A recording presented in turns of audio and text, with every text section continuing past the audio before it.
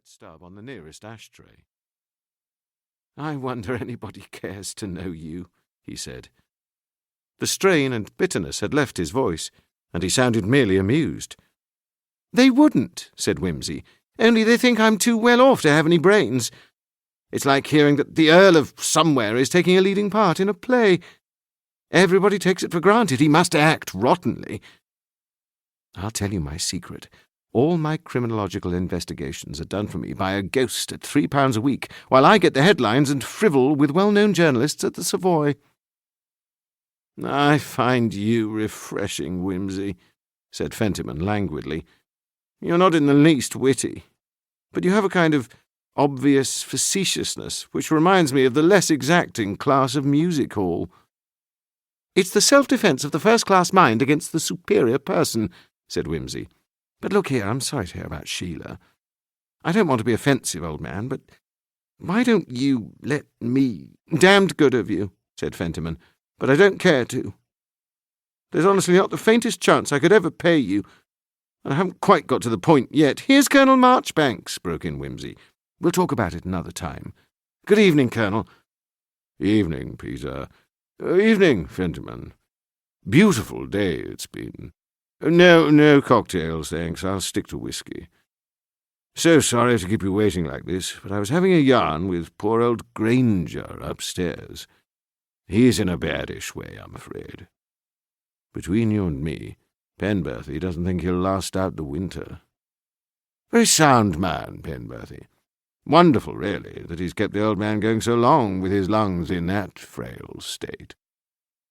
Oh, well, it's what we must all come to. Dear me, there's your grandfather, Fentiman. He's another of Penberthy's miracles. He must be 90 if he's a day. Will you excuse me for a moment? I must just go and speak to him." Wimsey's eyes followed the alert elderly figure as it crossed the spacious smoking room, pausing now and again to exchange greetings with a fellow member of the Bellona Club. Drawn close to the huge fireplace stood a great chair with ears after the Victorian pattern. A pair of spindle shanks with neatly buttoned shoes propped on a footstool was all that was visible of General Fentiman. "Queer, isn't it?" muttered his grandson, "to think that for old Mossyface the Crimea is still the war, and the Boer business found him too old to go out. He was given his commission at 17, you know. Was wounded at Majuba—" He broke off. Wimsey was not paying attention. He was still watching Colonel Marchbanks.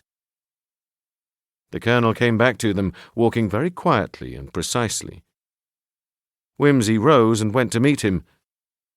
"I say, Peter," said the colonel, his kind face gravely troubled, "just come over here a moment. I'm afraid something rather unpleasant has happened." Fentiman looked round, and something in their manner made him get up and follow them over to the fire.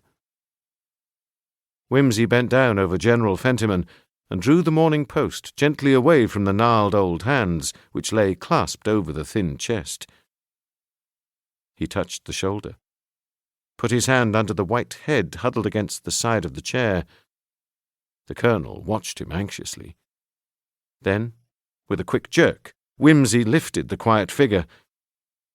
It came up all of a piece, stiff as a wooden doll. Fentiman laughed. Peal after hysterical peal shook his throat. All round the room, scandalized Bellonians creaked to their gouty feet, shocked by the unmannerly noise. "Take him away," said Fentiman. "Take him away. He's been dead 2 days. So are you. So am I. We're all dead, and we never noticed it." Chapter 2. The Queen is out. It is doubtful which occurrence was disagreeable to the senior members of the Bellona Club, the grotesque death of General Fentiman in their midst, or the indecent neurasthenia of his grandson. Only the younger men felt no sense of outrage. They knew too much.